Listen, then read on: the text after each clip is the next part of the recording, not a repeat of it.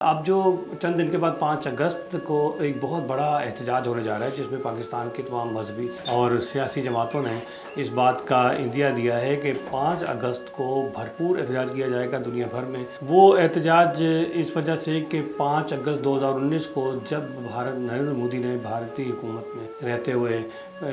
آئین کا آرٹیکل 35 اور 370 منسوخ کیا اور کشمیر کی ایک جو ریاستی حیثیت تھی، الگ ایک اس کا تشخص تھا، اس کو ختم کیا۔ گزشتہ ایک دہائی سے ہندوستان میں مودی کا ایک فاشسٹ رجحان، یا اس کو آپ یوں کہہ لیں کہ ایک